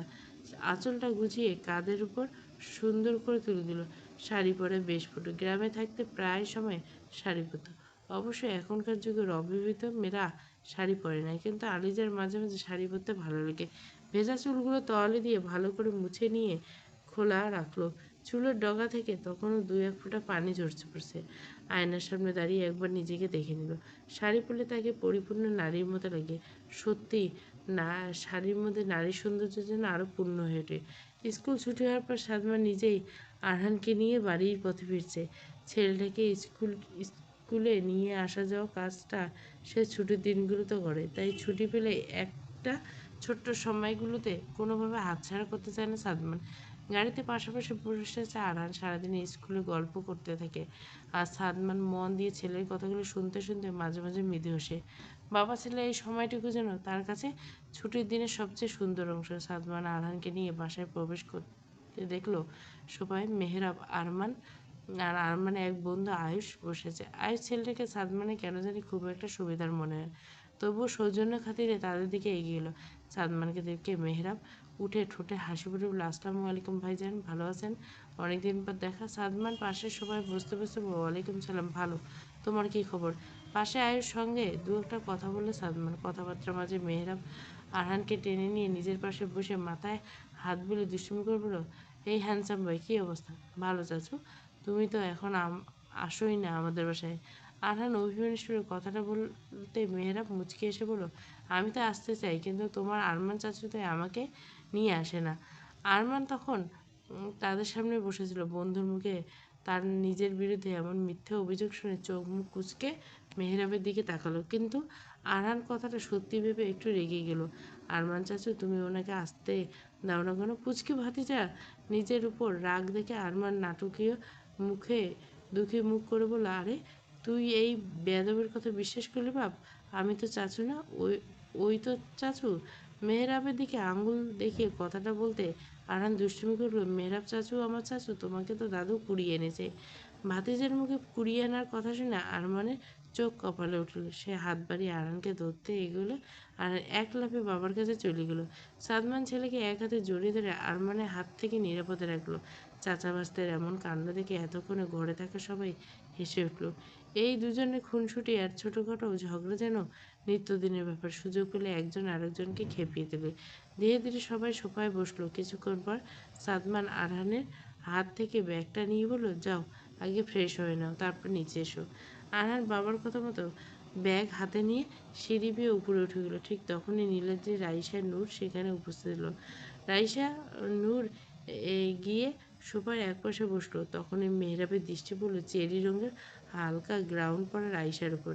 রাইসা এতক্ষণ ধরে সবার কথাবার্তা শুনছিল, কিন্তু হঠাৎ সামনে তাকাতেই মেহরাবের আবিষ্ট দৃষ্টি রেখে রাইসের ভেতরটা কেঁপে উঠল। আগে তাদের অনেকবার দেখেছে, তবে মেহরাব এরকম আবিষ্ট দৃষ্টির সম্মুখীন কখনো নেই। বেশ অস্বস্তি হলো মেহরাবের। এমন দেখেই মনে হচ্ছে তাকে দেখানোর জন্য এভাবে তাকিয়েছে। রাইসা গভীর একটা নিঃশ্বাস নিয়ে দৃষ্টি সরিয়ে নিল। শোবার কথা বলার মাঝে উপরিতলা থেকে হালকা সবুজ রঙের শাড়ি পরা আলিজা ধীরে ধীরে সিঁড়ি বেয়ে নিচে নেমে এলো। আলিজার মাথা আলতো করে টেনে রাখা আঁচল, পায়ের স্যান্ডেল ঠক ঠক শব্দে ধীরে ধীরে সবার নজর গিয়ে থামলো সিঁড়ির দিকে। আলিজার পরা আলিজাকে দেখে এক মুহূর্তের জন্য সবার কথাবার্তা থমকে গেল। সাদমান শব্দটা লক্ষ্য করে সামনে তাকাতে তার দৃষ্টি গিয়ে পড়ল আলিজার পর। হালকা সবুজ রঙের শাড়িতে আঁচল দেওয়া নিজের স্ত্রীকে দেখে সাদমান কিছুক্ষণ চুপ করে তাকিয়ে রইল। প্রতিদিনের পরিচিত মানুষকে আজ যেন একটু অন্যরকম লাগছে তার কাছে। মুখে কোনো ভাব প্রকাশ না করলে চোখে মুখে এক ধরনের শান্ত ভালো লাগা ফুটে উঠল। তারপর স্বাভাবিক দৃষ্টি সরিয়ে নিল, যেন কিছু আড়াল করতে চেয়েছে। সাদমান দৃষ্টি সরিয়ে সামনে তাকাতে দেখলো আয়ুষ নামের ছেলেটা আলিজার দিকে কেমন লোলুর দৃষ্টিতে তাকিয়ে মেহরাবের কানের কাছে কি যেন বলল। মেহরাব চোখ গরম করে আয়ুষের দিকে তাকাতে আয়ুষ দাঁত বের করে হাসতে লাগলো। সাদমানের চোয়াল শক্ত হয়ে গেল। হাত দুটো মুঠো করে দাঁতে দাঁত চেপে ধরল সে। এখানে সবাই উপস্থিত থাকায় নিজের রাগ অনেক কষ্টে নিয়ন্ত্রণ করলো। আলিজার নিচের নামতে নূর তাকে ডেকে তাদের কাছে নিয়ে এসে দাঁড় করলো। নূর হাসি মুখে মেহরাব আর আয়ুষের উদ্দেশ্যে বলল, ভাইয়া এই যে উনি আমাদের নতুন ভাবি, আমাদের বড় ভাই যেন পিছিয়ে গিয়ে উঠবো। মেহরাব আরমানের কাছ থেকে আগেই সব কিছু শুনেছে, তাই স্বাভাবিকভাবে বলল, আসসালামু আলাইকুম ভাবি। আয়ুষ মেহরাবকে অনুসরণ করে সালাম দিল। আলিজা একবার সাদমানের দিকে তাকালো। মানুষটা কেমন শক্ত হয়ে বসে আছে। সে মৃদু স্বরে সালামের উত্তর দিতে শিরিন শেখ বলে, যাও দেখো তো রান্না কত দূর। আলিজা চাচি শাশুর কথা শুনে রান্নাঘরে গিয়ে চলে গেল। সাদমান বেশ কিছুক্ষণ ধরে লক্ষ্য করছিল নীলাদ্রি আলিজার দিকে কেমন করে যেন তাকিয়ে থেকে। বিষয়টা তার চোখ এড়ে না। কিছুক্ষণ আগেও এমন একটা ঘটনা ঘটেছিল। সেদিন আলিজা রান্নাঘরে কাজ করছিল, নীলাদ্রি পানি খেতে রান্নাঘরে গিয়েছিল। পানি খাওয়ার মাঝে তার দৃষ্টি বারবার আলিজার দিকে চলে যাচ্ছিল। এক সময় কেমন ঘোর লাগা দৃষ্টিতে কিছুক্ষণ তাকিয়েছিল। বিষয়টা সাদমানের চোখে পড়েছিল। সে উপরতলা থেকে দেখছিল আর আজ আর এই একই ব্যাপারে লক্ষ্য করলো। তার ভেতরটা অস্বস্তিতে ভরে উঠল। সাদমান নিজে একজন পুরুষ, তাই অন্য একজন পুরুষের দৃষ্টির ভাষা বুঝতে তার খুব একটা অসুবিধা হলো না। মেয়েদের চোখের দৃষ্টি ছিল নিছক স্বাভাবিক কোনো দৃষ্টি নেই, সেটা সাদমান ভালোভাবে বুঝতে পারছে। কিন্তু সাদমান এটা জানে তার ছোট ভাই চরিত্রহীন স্বভাব মোটেও নয়। ডাইনিং টেবিলে সবাই খাবার খেতে ব্যস্ত। শিউলি আর কাজল একে একে সবার সামনে খাবার এগিয়ে দিচ্ছে। আলিজা যেন ধীরে ধীরে বাড়ির একজন পাকা গৃহিণীর মতো হয়ে গেছে। কে কী খাচ্ছে, কার প্লেটে কী কম, সব কিছু খেয়াল করে খাবার বেড়ে দিছে। এক সময় সে সাদমানের পাশে এসে দাঁড়ালো। মাথায় আলতো করে টেনে রাখা ঘোমটাটা নতুন বউয়ের মতো স্বামীর পাশে দাঁড়িয়ে মৃদু গেলে বলল, আপনাকে একটু ভাত দেব? সালমান প্লেটে ভাত শেষ করে কিন্তু আলিজার কথায় কোনো উত্তর না দিয়ে সে গম্ভীর দৃষ্টিতে একবার তার দিকে তাকালো। তারপর নিচু ও ভারী কণ্ঠে বলল, শাড়ি কেন পরেছো? আমি বলছি। আলিজা একটু ভড়কে গেল। এমন প্রশ্নের জন্য মোটেও প্রস্তুত ছিল না। এ আবার কেমন প্রশ্ন? শাড়ি পরার জিনিস, তাই পরেছি। এতে অনুমতি নেওয়ার কেসে। তবে কথাটা মুখে আনা যাবে না। এই গম্ভীর মানুষটা উল্টে কথা বললে যদি আবার সবার সামনে ধমক দিয়ে বসে। যদি এখনো তেমন কিছু করেনি, কিন্তু লোকটা কিছুক্ষণ ধরে লক্ষ্য করছে মেজাজটা ঠিক নেই। রাগের ধরন দেখে কখন কি করে বসে তার ঠিক নেই। আলিজা তাই মুখটা একটু নিচু করে খুব আস্তে করে বলল, আমি বলেছিল তাই পড়েছি। কথাটা বলে নিচু গলায় যে আশপাশে থাকে কেউ শুনতে পেল না। সাদমান আর কিছু বলল না, শুধু গম্ভীর মুখে নিজের প্লেটের দিকে তাকিয়ে রইল। কোনো কোনো এক অজানা কারণে তার মেজাজটা কিছুক্ষণ থেকে খারাপ হয়ে গেছিল।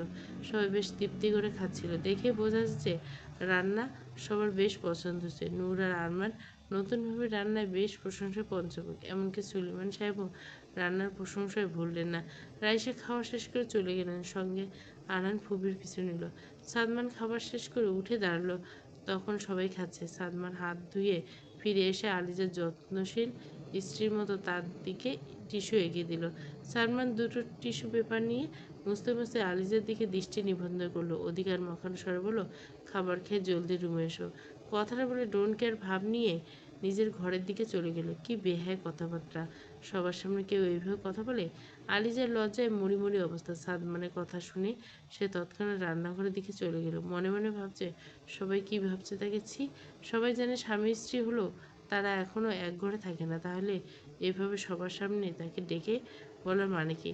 তাও আবার এমনভাবে যেন ঘরে আর কেউ নেই। সাদমানে এই ইঙ্গিতপুত্র কথাটা শুনতে নীলাদ্রির হাতটা আচমকা প্লেটের উপর থেমে গেল। মুহূর্তের মধ্যে কেমন অস্থির হয়ে উঠল সে। গলার টাইটে যেন হঠাৎ করে অস্বস্তিকর লাগতে শুরু করলো। এক হাত দিয়ে আলতো করে ঢিলে করে নিল। অফিস থেকে আসায় সেই পোশাকে খাবার খেতে বসেছিল। খেয়ে হয়তো আবারও অফিসে চলে যাবে। তারপর চুপচাপ নীলাদ্রি আলিজা চলে যাওয়ার দিকে তাকিয়ে রইল। তার চোখের ভাষা বোঝা কঠিন। কয়েকজন বাদে প্রায় সবাই ঠোঁটে মুচকি হাসি ফুটিয়ে উঠল। কবির সাহেব ছেলের এমন বেহায়া কথাবার্তা শুনে বিড়বিড় করে বলল, বেয়াদব বেহায়া ছেলে। ছেলে বাপের সামনেও মুখে কোনো লাগাম নেই। খাওয়া দাওয়া সমাপ্ত হওয়ার পর শিউলি আর কাজল সব কিছু গুছিয়ে বিশ্রাম নিতে নিজেদের বরাদ্দ ঘরে চলে গিয়েছে। আলিজাও দুজনের সঙ্গে কাজে হেল্প করে যখন নিজের ঘরের দিকে পা বাড়ায়, সিঁড়ির কাছে আসতে আনাহিতা ফারেদি সোফায় বসে থাকতে দেখতে পায়। বাড়ির পুরুষরা খাবার খেয়ে কর্মস্থলে চলে গেছে, অন্য সবাই নিজের নিজের ঘরে। আলিজা শাশুড়িকে দেখে হাঁটার গতি একটু কমিয়ে দেয়। কিছু কি বলবে নাকি সামনে দিয়ে চুপচাপ চলে যাবে বুঝতে পারে না। শাড়ির আঁচলটা আর একটু টেনে ঘোমটাটা একটু বড় করে নেয়। আনাহাতে ফারেদি এতক্ষণ আলিজার দিকে দৃষ্টি স্থির করে বসেছিলেন। আসলে তিনি পুত্রবধূর জন্য এতক্ষণ বসে অপেক্ষা করছিলেন। তিনি মৃদু স্বরে ডেকে উঠলেন, এখানে আসো তো, তোমার সঙ্গে একটু কথা বলি। আলিজা শাশুড়ির কথা শুনে মনে মনে খুশি হলো। তার শাশুড়ির সঙ্গে কথা বলতে ভীষণ মন চায়, কিন্তু আনাহিতে ফারাদের গম্ভীর স্বভাবের কারণে কিছু ভয় লাগে। যদিও এই কয়েকদিনে তিনি কখনো আলিজার সঙ্গে খারাপ আচরণ করেনি, তবুও তার সামনে গেলে আলিজার মনে কেমন যেন একটা সংকোচ কাজ করে। তবু আর শাশুড়ি নিজের থেকে কথা বলতে ডাকায় মনটা বেশ ভালো হয়ে গেল। আলিজা ধীরে ধীরে এগিয়ে গিয়ে আনাহিতার পাশের সোফায় বসে পড়ল। তিনি সামনে বসা উজ্জ্বল শ্যামলা বর্ণের ছোটোখাটো মেয়েটির দিকে কিছুক্ষণ দৃষ্টি বুলিয়ে নিলেন। অতঃপর জিজ্ঞাসা করলেন, তোমার জননীর সঙ্গে কথা হয়েছে?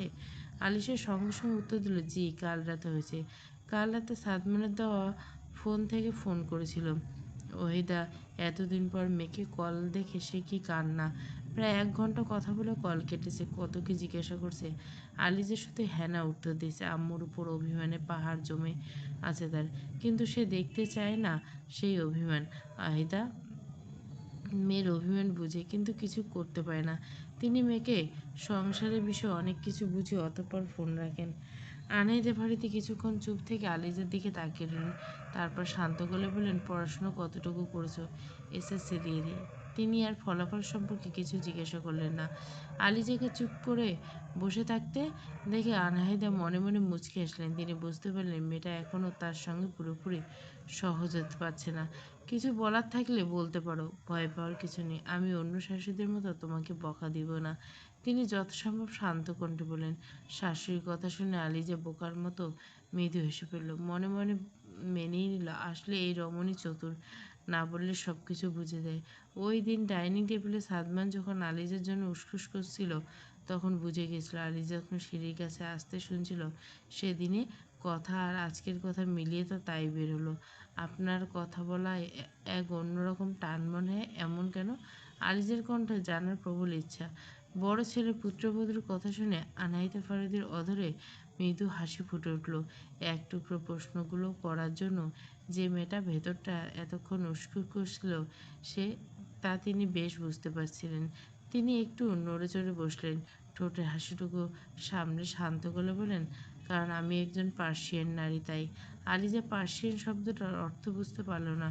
ঠোঁট দুটো সামান্য ফাঁকা করে জিজ্ঞাসা করলো, পার্সিয়ান নারী মানে?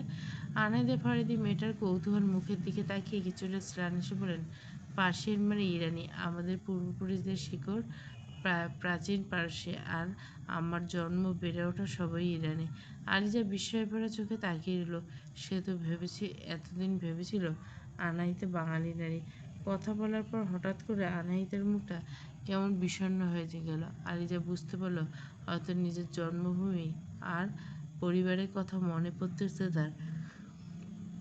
আলিজা সরল কণ্ঠে বলেন, আমি তো ভেবেছিলাম আপনি বাঙালি নন, ইরানি হওয়ার জন্য আপনি এতটা ফর্সা আর সৌন্দর্যের অধিকারী। আনাহিতে এই বিষয়ে কিছু না বলে অন্য প্রসঙ্গ বদলালেন। তোমার কি এখানে কোনো অসুবিধা হচ্ছে? নতুন পরিবেশ, নতুন মানুষ, সব কিছুর সঙ্গে মানিয়ে নিতে একটু সময় লাগবে। আলিজা সঙ্গে সঙ্গে বললেন, না, কোনো অসুবিধা হচ্ছে না। তাহলে এত চুপচাপ থাকো কেন? আলিজা একটু ইতস্তত করে বলল, আমি আসলে এরকম। কথাটা বলে আনাহিতা ফারিদি ফর্সা মুখটা শক্ত হলো। সবস্বরূপ গম্ভীর কণ্ঠে বললেন, সবসময় এভাবে চুপ করে থাকলে চলবে না। এই বাড়িতে নিজের বাড়ি মনে করতে হবে। তুমি আর এখন কিশোরী নও, এখন তুমি একজন স্ত্রী, বলতে গেলে একজন মাও। নারীরা এতটা কোমল হলে চলে না, নারীদের শক্ত হতে হয়। আর বিয়ের পর মেয়েরা ধীরে ধীরে নারীতে রূপান্তরিত হয়। আলিজা নিশ্চুপ হয়ে শাশুড়ির কঠোর বাণী শুনল, তারপর যেন তার মনের ভেতর কোথাও গিয়ে আঘাত করল। সত্যি তো, সে এখন আর আগের মতো শুধু একটা মেয়ে নয়, সে এখন বিবাহিত নারী, তার স্বামী আছে, এমনকি একজন সন্তান আছে। তবে কি সে নিজের দায়িত্ব কর্তব্যে অবহেলা করছে? বিয়ের প্রায় 1 মাস হতে চলল, কিন্তু এই বাড়িটাকে এখনও নিজের বাড়ি বলে মনে থেকে মেনে নিতে পারেনি। স্বামী, সন্তান, সংসার সব কিছুই যেন তার কাছে এখনও নতুন আর অচেনা। এতদিন নিজের মতো করে চলছিল, কিন্তু এখন বুঝতে পারছে জীবনটা শুধু তার নিজের নয়, তার উপর কিছু দায়িত্ব আছে, কিছু কর্তব্য আছে। আনাহিতা ফারিদি গলার স্বর আগের মতোই শান্ত ও দৃঢ় রেখে আবার বললেন, তুমি এখন এই বাড়ির বউ, তাই তোমাকে নিজের দায়িত্ব কর্তব্য বুঝে নিতে হবে। আর এই ভুল ধারণাটা মাথা থেকে সরিয়ে ফেলো। তুমি তুমি আত্মনির্ভরশীল হয়ে উঠলে এই সম্পর্কের ইতি ঘটবে। এটা তোমার আর আমার নাসিরের দুজনের একটা ভ্রান্ত ধারণা। তোমাকে মহান আল্লাহ তাআলা তোমার স্বামীর সঙ্গে জুড়ে দিয়েছে, তাই এই পবিত্র সম্পর্ক থেকে বেরিয়ে যাওয়ার কথা ভেবো না জান। আল্লাহর সিদ্ধান্তের কাছে নত হও। আলিজা ওনার কথাগুলো চুপচাপ শুনছিল। আলিজা শেষের কথাগুলো শুনে সে কিছুক্ষণ মাথা নিচু করল। কি বলবো বুঝতে পারল না। মনের ভেতরে কেমন একটা অস্থির উঠছে, মনের গভীরে দ্বিধাদ্বন্দ্ব ঝরছে। যাকে নিয়ে এত আয়োজন, সেই মানুষটা তো তাকে বিয়ের প্রথম দিনে জানিয়ে দিয়েছিল ওনার পক্ষে তার মতো মেয়ের সঙ্গে সংসার করা সম্ভব না। আনাহিতা ফারিদি আলিজার মনের উৎপীড়ন হয়তো বুঝতে পারল। তিনি আবার একটু নরম কণ্ঠে বললেন, বুঝেছি, আমি কি বলেছি। কিছুক্ষণ নীরবতা অভিভূত হলো। এক সময় ধীরে মাথা নাড়ল আলিজা, খুব নিচু স্বরে বলে, জি বুঝেছি। উত্তরটা ওনার পছন্দ হয়নি। আলিজার কণ্ঠটা মলিন সরলতা।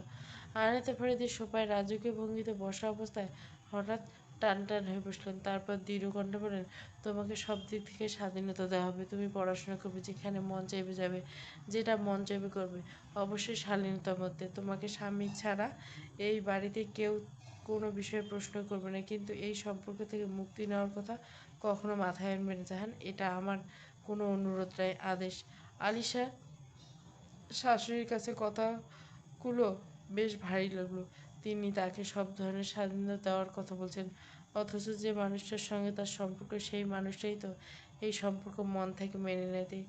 আনাহিতে ফাড়িতে কিছুক্ষণ কিশোরী মেয়ের উৎকণ্ঠ মুখের দিকে তাকিয়ে রইলেন, তারপর গভীর ভাবনায় ডুব দিলেন। শাড়িটা মেয়েটার গায়ে একটু বড় বড় লাগছে, মুখে কোনো প্রসাধন নেই, তবু উজ্জ্বল শ্যামলা মুখটা এক ধরনের মায়াবী সরলতা ফুটে উঠছে। নাসির আর সরল শান্ত মেয়েটা এক হলে একটা সুন্দর পরিবার পায়। আর তাছাড়া এই মেয়ের জীবনটা তিনি নষ্ট হতে দিতে চান না। আলিজা শাশুড়িকে চুপচাপ বসে থাকতে দেখে কিছুক্ষণ দ্বিধায় রইলেন, তারপর মৃদুস্বরে বললেন, আম্মি। ডাক শুনে আনাহিতের জন্য চমকে থেকে ফিরে এলো। একটু চমকে আলিজার দিকে তাকিয়ে বলল, কি যেন বলছিলাম। কয়েক মুহূর্ত থেকে ভেবে তিনি আবার বললেন, এখন যাও, তোমার স্বামী তোমাকে ডেকেছে। স্বামীর আহ্বানে সাড়া দেওয়া স্ত্রীর কর্তব্য। আল্লাহ বিধানকে সম্মান করতে শিখো যান, বলেই তিনি উঠে দাঁড়ালেন।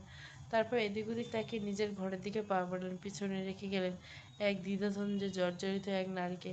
সাদমান ঘরের বারান্দায় সেই রেলিংয়ে এক হাত রেখে একটু ঝুঁকে নিচের সুইমিং পুলের দিকে তাকিয়েছে। শেখ বাড়ির পিছনে একটা বেশ বড় একটা সুইমিং পুল আছে। প্রায় সময় বাড়ির ছেলেমেয়েরা সেখানে সুইমিং করতে যায়। ঘরে আসার পর সাদমান একটার পর একটা সিগারেট টানছে। এটা তার ভার্সিটি জীবনের পুরনো অভ্যাস। খাওয়ার পর অন্তত একটা সিগারেট না টানলে তার ভালো লাগে না, কিন্তু আজ বেশ কয়েকবার টানার পর কেন যেন মন ভরছে না, বরং নিজের উপরে বিরক্ত লাগছে। 4 নম্বর সিগারেটটা শেষ করার পর পঞ্চমটা ঠোঁটে লাগাতে গিয়ে শেষ পর্যন্ত লাগালো না, সিগারেটটা নিচে ফেলে দিল। বেচারা নিজের খয়েরি ঠোঁট দুটো নিয়ে বেশ চিন্তিত।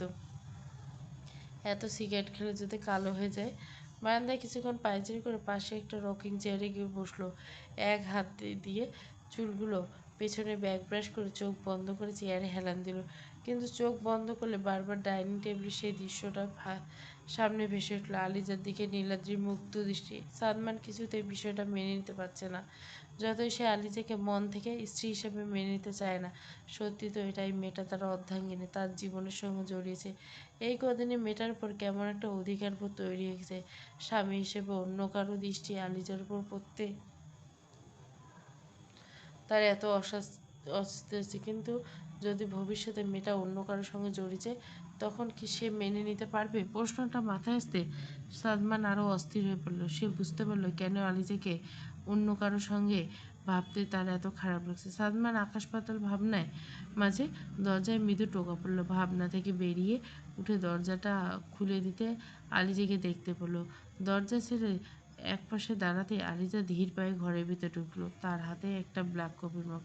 সাদমান দরজাটা হালকা ভিড়িয়ে ঘুরতে আলিজার হাতে কফির মগ দেখে কপালে ভাঁজ পড়ল। কফি কার জন্য?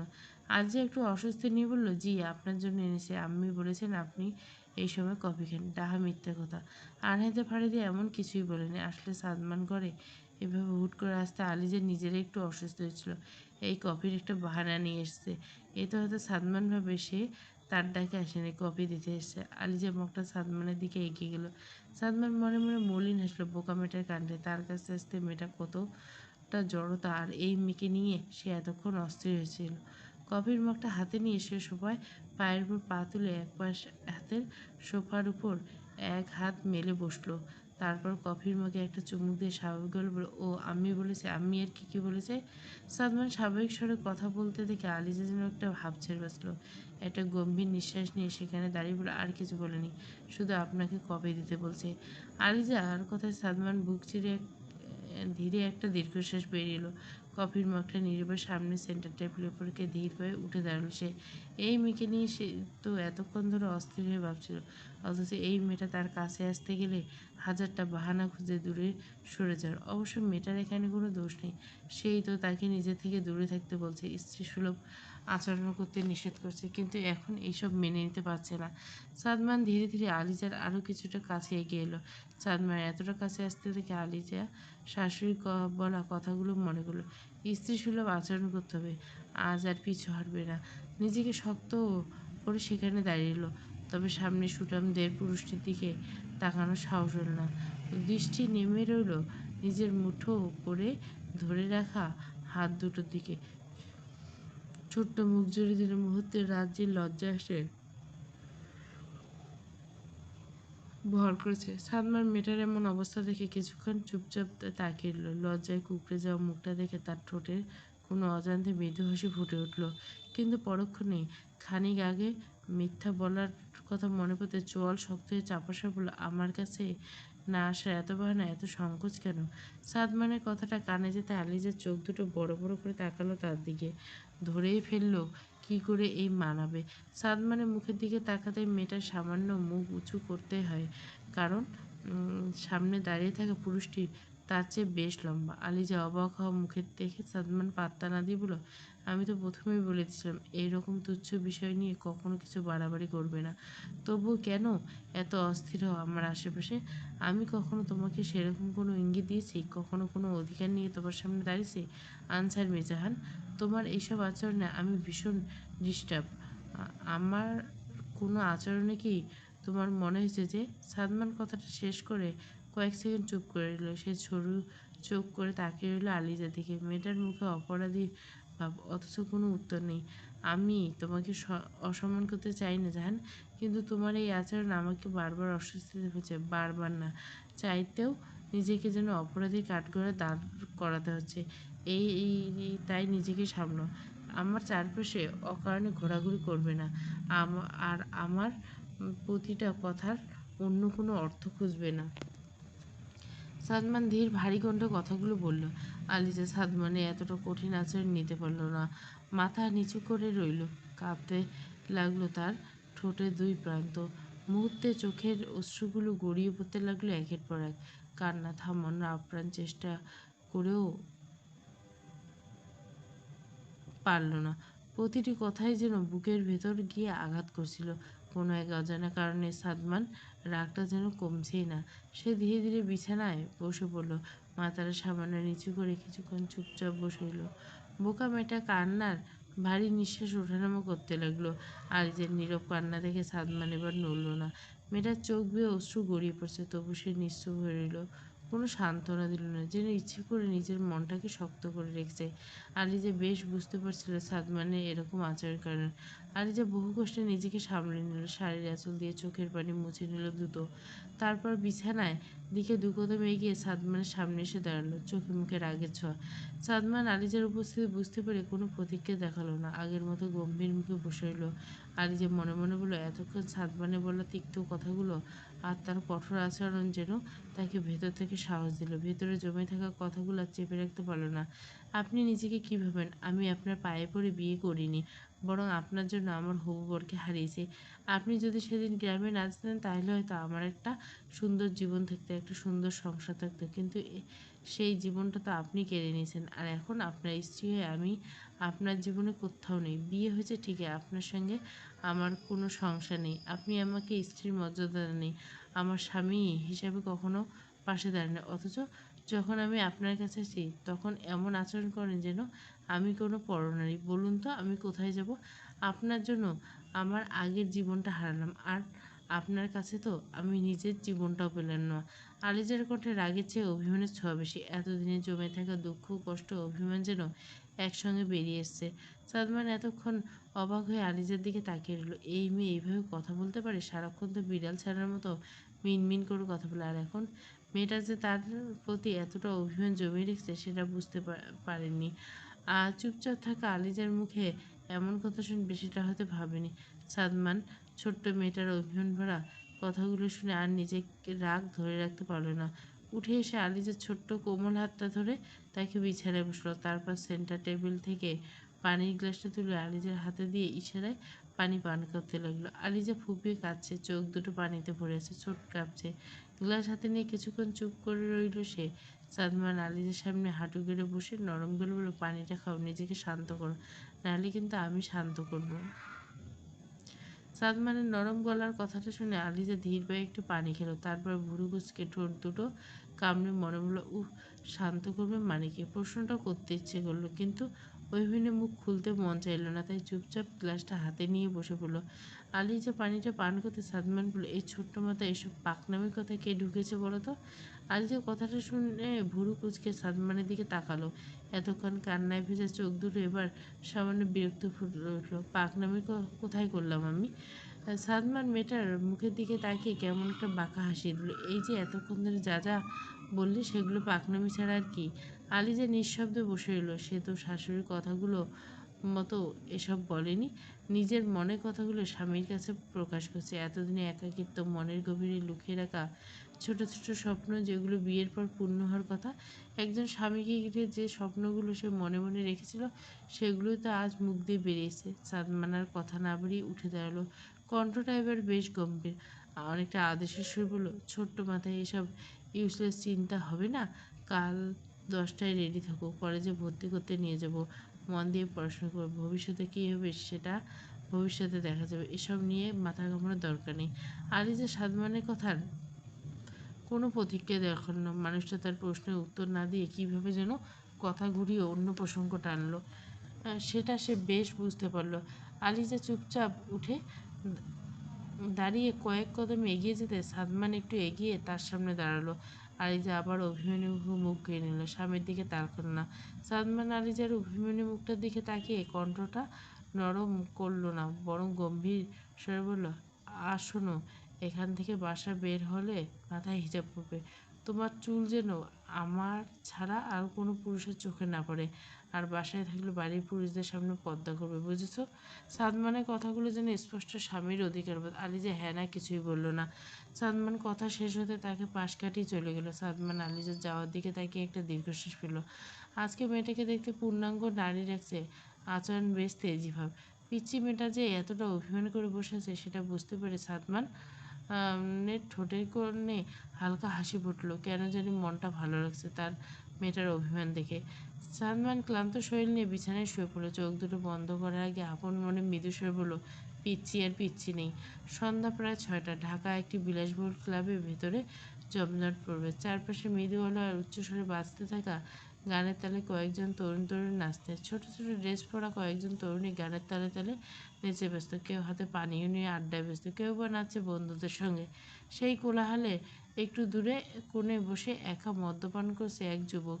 দুইজন বন্ধু তাকে থামানোর চেষ্টা করছে। নীলাদ্রি একের পর এক ড্রিঙ্ক চালান দিচ্ছে। চোখ দুটো রক্ত জমা লাল হয়েছে, শার্টের বোতাম তিনটা খোলা, চুলগুলো এলোমেলো, তবে সম্পূর্ণ জ্ঞান আছে তার।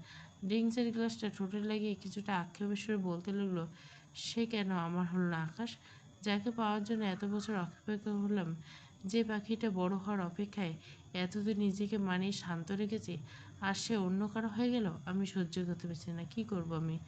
নীলাদ্রির বন্ধু আকাশ তার কাঁধে হাত রেখে সান্ত্বনা শুনল, এত ভাবিস না, এখনও কিছুই হাতের বাইরে যায়নি। কিছু বলতে গেলে দোষ কিছুটা তোরও আছে। কেন তখন নিজের করে নিলি না? তাহলে আজ অন্য কারোর সঙ্গে এভাবে কষ্ট পেতে হতো না। নীলাদ্রি টেবিলের উপর মাথাটা নিচু করে রাখলো। কিছুই ভালো লাগছে না তার। শুধু কখন থেকে একটাই কথা বারবার বাজছে, খাবার খেয়ে জলদি রুমে এসো। নীলাদ্রি নিজের চুল নিজেই শক্ত মুঠে চেপে দিল। তাতে যাবে কিছুতেই নিজেকে শান্ত করে পাচ্ছেন না। পাশে বসে থাকা আরেক বন্ধু নিলয় আকাশের দিয়ে বলল, আমি সব কিছু শোনার পর আরশাদকে কল দিয়েছিলাম, জিজ্ঞাসা করলাম শালা কেন বিয়েটা আটকাতে পারলো না, কেন নীলাদ্রিকে তখন কিছুই জানালো না। সারা 3বারে মাথায় কল ধরে বলল, আমি এখন ব্যস্ত, বড় ভাইয়ের চেয়ারম্যানের ইলেকশনের মিছিলে এসেছি, পরে কল দিব বলে মুখের উপর ফোনটা কেটে দিল। দেখলি কেমন বজ্জাত? নিলয়ের কথা শেষ হতে নীলাদ্রির চোয়াল শক্ত হয়ে গেল। ওই বাস্টার্ডের নাম নিবি না আমার সামনে নিলয়, বলে আবার গ্লাসে চুমুক দিল। রাত নেমে এসেছে, চারপাশে অন্ধকার ছেয়ে গিয়েছে। আকাশে টিমটিম করে জ্বলছে কয়েকটি তারা। হালকা বাতাসে বইছে, সঙ্গে ভাসছে ঝিঝি পোকার ডাক। দিনের ব্যস্ততা শেষে চারপাশে ধীরে ধীরে শান্ত হয়েছে। আলিজার ঘরটা মৃদু আলো, আধো অন্ধকার হয়ে আছে। মেঝেতে বসে বিছানায় মাথা রেখে প্রায় 1 ঘন্টা ধরে একইভাবে বসে এসেছে। গাল বেয়ে গড়িয়ে পড়া অশ্রুগুলো এতক্ষণ শুকিয়ে গেছে, তবুও তার চোখের কোণে জমে থেকে একরাশ বিষণ্ণতা। আজ সাদমানের এমন আচরণে বেশ কষ্ট পেয়েছে। পরনের শাড়িটা এলোমেলো হয়ে গেছে। শাড়িটা সামনে ধীরে ধীরে উঠে দাঁড়ালো। মেয়েটার লাল হয়ে যাওয়া ফুলে থাকা চোখ দুটো দেখেই বোঝা যাচ্ছে মেয়েটা বেশ কিছুক্ষণ কেঁদেছে। অতঃপর সোজা ওয়াশরুমে ঢুকে চোখে মুখে পানি দিয়ে মুখটা মুছে ঘর থেকে বেরিয়ে নিচের উদ্দেশ্যে পা পড়ল। শেখ বাড়ির ড্রয়িং রুমে তখন বেশ জমজমাট পরিবেশ।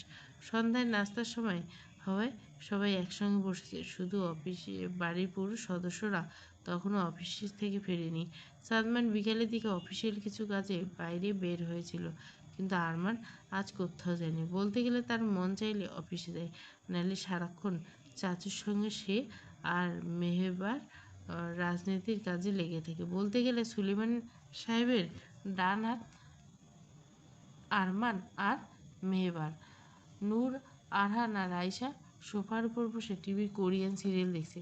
ইম্মা রান্নাঘর থেকে সবার পছন্দের নাস্তাগুলো এনে রাখছে। পাশে আরমান আরহানকে এটা ওটা বলে খোঁজাচ্ছে। শিউলি আর কাজল রাতের রান্নার প্রস্তুতি নিচ্ছে। বাড়ির দুই কর্ত্রী শিরিন শেখ আর আনাহিতা ফারাদি তাদের পাশে বসে আরমান আর আরহানের খুনসুটি উপভোগ করছে। মুখে লেগে আছে স্নিগ্ধ হাসি।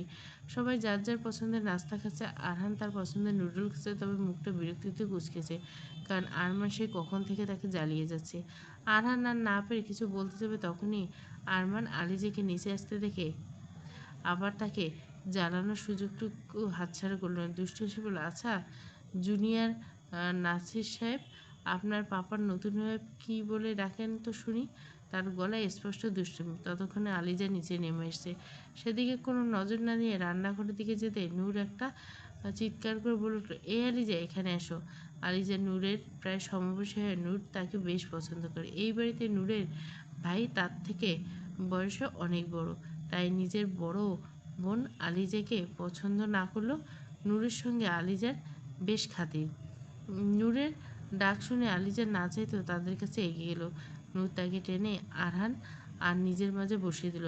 রাইসা ছোট বোনের এসব বাড়াবাড়ি দেখে মুখটা শক্ত করে টিভির দিকে দৃষ্টি রাখল, অথচ ভেতরে ভেতরে তার অশান্তি কমে যাচ্ছে। নিজের শখের পুরুষের স্ত্রীকে এভাবে চোখের সামনে দেখে কিছুতেই স্বাভাবিক থাকতে পারছে না। নূর যেভাবে আলিজাকে নাম ধরে সম্বোধন করছে, তাতে আনাইতে ফারিদে মোটেও সন্তুষ্ট হল না। তিনি গম্ভীর মুখে নূরকে ধমক দিয়ে বললেন, নূর, এসব কোন ধরনের বিহেভিয়ার? জাহান তোমার বড় ভাইয়ের স্ত্রী, আর তুমি তাকে নাম ধরে সম্বোধন করছো? বড় আম্মির গম্ভীর গলা শুনে নূর মনে মনে স্বাভাবিক ঢোক গেল, তবে মুখে বেশ স্বাভাবিকভাবে বলল, বড় আম্মি, ও তো আমার থেকে বয়সে ছোট, তাই নাম ধরে রাখি। আমার থেকে ছোট একটা মেয়েকে কীভাবে ভাবি বলবো? শিরিন শেখ নূরের সঙ্গে তাল মিলিয়ে মুখ বাঁকিয়ে বলে, আপা, এই মেয়ে নূরকেই বা ভাবি রাখতে যাবে কেন? যেখানে আমাদের সাদমান তাকে স্ত্রী হিসেবে মানে না, নিজের ঘরে জায়গা দেয়নি, সেখানে? শিরিন শেখের কথা শেষ হওয়ার আগে একটা ভারী পুরুষালী কণ্ঠ ভেসে এল, স্ত্রী মানি আর না মানি, তবে আমি কাউকে আমার স্ত্রীকে অসম্মান করার কথা বলার অধিকার দেয়নি। কথাটা কানে আসতে সবার দৃষ্টি চলে যায় দরজার দিকে। দরজার সামনে সাদমান দাঁড়িয়েছে। সাদমানকে দেখে সবাই মুখ কেমন যেন শুকিয়ে গেল। আরমান নূরের দিকে আর চোখে তাকে মিট মিট হাসে। নূর তো ভয়ে একেবারে শেষ। তারা জানে ভাইজান সবসময় রেগে থাকে না, কিন্তু যখন রাগেন তখন কাউকে রেহাই দেয় না। আর আজ চোখে মুখে কঠোরতা দেখে নূরের চোখে মুখে একটু ভয়ের ছাপ ফুটে উঠছে। শিরিন শেখ ভয় না পেলেও বেশ অস্বস্তি পড়ছে, সঙ্গে একটু লজ্জাও লাগছে। ছেলের বয়সী ভাতিজের কাছ থেকে এমন শাসনের সুরে কথা শুনতে হবে তিনি ভাবেননি। তবে আনহাইতে ফারিদে একদম স্বাভাবিক বসে চায়ের কাপে চুমুক দিচ্ছেন, যদিও তার চোখে মুখে গাম্ভীর্যের ভাব স্পষ্ট। শিরিন শেখের বলা কথাটা তার মোটেও পছন্দ হয়নি, কিন্তু কিছু বলার আগে সাদমান চলে আসায় তিনি বিষয়টা পুরোপুরি সাদমানের উপর ছেড়ে দিয়েছেন। আলিজা সাদমানের কণ্ঠ শুনে ঠোঁট কামড়ে সোজা হয়ে বসে আছেন, এমন ভাব করছেন যেন কারো কথা বা সাদমানে আসা বিষয়টা বুঝতে পারেনি। তবে আরহানের সেদিকে কোনো ধ্যানই নেই। সে তো কোরিয়ান সিরিয়ালে অ্যাকশন ফাইট দেখতে ব্যস্ত। মুখ হা করে উত্তেজনা পর্দার দিকে তাকিয়েছে। তার ছোট ছোট চোখ দুটো স্থির হয়েছে টেলিভিশনের পর্দায়। সাদমান প্যান্টের পকেটে দু হাত গুজে এখনো দাঁড়িয়েছে। সাদা শার্টটা পরিপাটি ইন করা, হাতা কনুই পর্যন্ত ভাঁজ করা, মুখভর্তি ছাটা কালো দাড়ি। দাড়ির রেখাগুলো পরিপাটি সুগঠিত। গোপের পাশে মিশে থাকা দাড়ি তার মুখের সৌন্দর্যকে আরো গভীর করে তুলছে। চোখ দুটো স্থির আলিজার দিকে। উঁচু নাকটা হালকা লাল হয়েছে, অতিরিক্ত ফর্সা মুখটা রাগে লালচে হয়েছে। ব্যক্তিত্ব এমনিতে চোখে পড়ার মতো সে, তার উপর মুখের পরিপাটি দাড়ি আর কঠিন অভিব্যক্তি তাকে আরো গম্ভীর আকর্ষণ করে তুলছে। আলিজা একবার সবার দৃষ্টি লক্ষ্য করে দরজার দিকে তাকাতে আচমকা সাদমানের দৃষ্টির সঙ্গে তার চোখাচোখি হয়ে গেল। সাদমানের দৃষ্টি স্থির, তীক্ষ্ণ, সেই দৃষ্টি যেন সরাসরি আলিজার মুখের উপর গিয়ে থেমেছে। আলিজা সঙ্গে সঙ্গে চোখ সরিয়ে নিল, তবে সেই চোখ সরিয়ে নেওয়ার ভঙ্গি। কোনো ভয় নেই, লজ্জা নেই, আছে শুধু একরাশ নীরব অভিমান। এমন একটা অভিমান যার কারণে হয়তো মেয়েটা নিজেও জানে না। সাদমান এসে সোফার খালি জায়গাটা বসে আরমানের দেশে, আরমান টিভি অফ করো। সাদমান শীতল কণ্ঠে শুনে নূর তো ভয়ে একেবারে শেষ, বারবার শুকনো ঢোক গিলছে।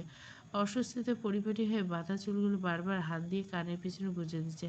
আরমান নূরকে এতটা ভয় পেতে দেখে একটু ঝুঁকে ফিসফিস করে বলল, ভয় পাস না, আমি থাকতে ভাইজান তোকে বকা দিতে পারবে না। আর মানে ভরসা বাণী শুনে আরহান মুখে হাত চাপা দিয়ে মিটমিট করে হাসতে হাসতে ফিসফিস করলো, তুমি নূর ফুফুকে বাঁচাবে পাপার কাছ থেকে? তোমাকে তো পাপা এক ধমক দিয়ে বসিয়ে দিবে। ভাতিজের কথায় আরমান চোখ গরম করে তার দিকে তাকাতে নূর ভীতু মুখে হেসে ফেলল। তারপর আরমানের দিকে তাকিয়ে বলল, এইভাবে তাকাচ্ছে কেন আমার বাচ্চার দিকে? আরমান তো ঠিকই বলছে ভাইজান, তুমি যে ভয় পাও সেটা আমরা জানি। আরমান মনে মনে সে নিজেকে বকা দিল, কি দরকার ছিল হিরো সাজার? তাদের কথোপকথনের মাঝে সাদমান আবার নূর আর আরহানের দিকে তাকে শান্ত গলে বলল, নূর আর আরহান নিজেদের ঘরে যাও। আরহান বাবার শীতল কণ্ঠ শুনে একটু ভয় পেল, না করার সাহস হলো না। নূরকে বলার সঙ্গে সে উঠে তাড়াহুড়ো করে সেখান থেকে চলে গেল। মেয়েটা ভেবেছিল ভাইজান হয়তো তাকে বকা দিবে, তবে তেমন কিছু হলো না। সাদমান ছোটবেলা থেকে নূর আর আয়েশাকে বেশ আহ্লাদ রেখে বড় করেছে। তিন ভাইয়ের নিজের কোনো বোন না থাকায় তারা তিন ভাই কখনো তাদের বুঝতে দেয়নি যে তারা তার চাচাতো বোন। আরমান নূর চলে যেতেই সাদমান শিরিন শেখের উপর দৃষ্টি নিক্ষেপ করলো। শিরিন শেখ সাদমানের শীতল দৃষ্টি দেখে একটু বিব্রত হলো। আলিজা ছাড়া সবার দৃষ্টি এখন সাদমানের দিকে। রাইসা তীক্ষ্ণ দৃষ্টিতে সাদমানের দিকে তাকিয়েছে, আর আলিজা চুপচাপ বসে বসে পুরো পরিস্থিতি লক্ষ্য করছে। কিছুক্ষণ পর মাথায় দেওয়া শাড়ির আঁচলটা আরেকটু বড় করে নিচ্ছে, যেন নিজের অস্বস্তি ঢাকতে পারে। সাদমান মেয়েটার অঙ্গভঙ্গি লক্ষ্য করছে, অতঃপর সেই সিংহের দিকে তাকিয়ে সাদমান ঠান্ডা গলা বলে, কি যেন বলেছিলে ছোটো মা, আমি জাহানকে স্ত্রী হিসেবে মানি মা, তাই নিজের ঘরে রাখিনি? মেয়েটা আমার যোগ্য নয় তাই তো? কথাগুলো বলে সাদমান কিছুক্ষণ স্থির দৃষ্টিতে আলিজার দিকে তাকালো। মেয়েটা ঠোঁট কামড়ে বসেছে, চোখের কোণে জমে থাকা কান্নাগুলো বারবার দৃষ্টি ঝাপসা করে দিচ্ছে। এত মানুষের সামনে একের পর এক অপমানের কথা শুনে নিজেকে সামলে রাখা আপ্রাণ চেষ্টা করছে সে, কিন্তু বুকের ভেতরটাকে যেন ভারী হয়ে আসছে। আর কতক্ষণ এভাবে কান্না আটকে রাখতে সে নিজেও জানে না। শিরিন শেখ বেশ স্পষ্ট, যা মনে আসে মুখের উপর বলে দিয়ে দ্বিধা করে না। এবার মৃদু হাসার চেষ্টা করে বলেন, দেখো সাদমান, শুনতে তিতা হলো কথাটা তো সত্যি। এই মেয়ে তুমি শুধু তোমার দায়িত্ব রক্ষার জন্য এখানে এনেছো, এর বাইরে তো কোনো কারণ আছে বলে মনে হয় না। তুমি তো নিজেই বলেছো জাহানকে স্ত্রী হিসেবে মেনে নেওয়ার কোনো ইচ্ছে তোমার নেই, তাহলে শুধু দায়িত্বের খাতিরে আর কতদিন এভাবে মেয়েটাকে নিজের ঘরে আটকে রাখবে? আর আমারও বা কেন এই মেয়েকে বাড়ির বউ বলে মানব? যেখানে তুমি স্ত্রী হয়ে লজ্জা পাও সেখানে এরকম মেয়ের স্ত্রীর পরিচয় দিতে। সাদমান এতক্ষণে দাঁতে দাঁত চেপে সবটা শুনল। শিন শেখ যা বলছে কথাটা যে একেবারে মিথ্যে নয়, আবার পুরোপুরি সত্যও নয়, সেটা সাদমান জানে। আনাতে ভাড়াতে সোফায় একপাশে বসে স্থির দৃষ্টিতে নিজের ছেলের দিকে তাকিয়েছেন। ঠোঁটের কোণে মৃদু হাসি ফুটে উঠলেন। দেখে মনে হচ্ছে মনে মনে ইতিমধ্যে এক শখ কষে ফেলছেন। আর মানে সহ্য করতে পারলেন না। এমন বাচ্চা একটা মেয়েকে বারবার অপমান করা তার কাছে ভীষণ খারাপ লাগছে। সে নমনীয় গলায় বলতে লাগলো, ছোটো মা, বারবার বাচ্চা একটা মেয়েকে এভাবে। আরমানের কথা শেষ করতে দিলেন না আনাহিতে ফারাদি। তিনি কঠোর স্বরে বলে উঠলেন, আরমান বড়দের মধ্যে কথা বলছে কেন? শুনতে হলে চুপচাপ শুনো, না হলে নিজের ঘরে যাও। জননীর কথায় আরমান হতাশ হয়ে গেল। আর কিছু না বলে শুধু আলিজার মলিন হয়ে যাওয়া মুখটার দিকে তাকালো। এদিকে সাদমান শিরিন শেখের চোখে ধীর অথচ দৃঢ় কণ্ঠ বলে, আপনি ঠিকই বলেছেন ছোটো মা, জাহান আমি আমার দায়িত্বের জন্য এখানে রেখেছি, কিন্তু সেই দায়িত্বটা যতদিন আমার ততদিন তো আমাকে পালন করতে হবে। জাহান আমার যোগ্য নয় এই কথাটা বলবেন না, বরং সত্যি হলো জাহানের মতো একটা মেয়েকে পাওয়ার যোগ্যতা হয়তো আমার নেই। আমার কি প্রাপ্য সেটা নিয়ে বলার আগে ভাবুন আমি ওর কি প্রাপ্য না। একটু থেমে একটা দীর্ঘশ্বাস ফেলে আলিজের ছোট্ট মুখটার দিকে তাকালো সাদমান।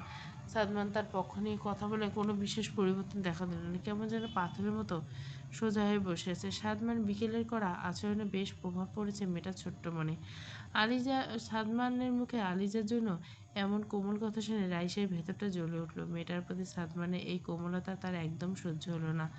এর মাঝে কবির সাহেব, সলিমান সাহেব, রাইহান অফিস থেকে ফিরল। সবাইকে সোফায় বসতে দেখে তাদের পাশে গিয়ে বসলো।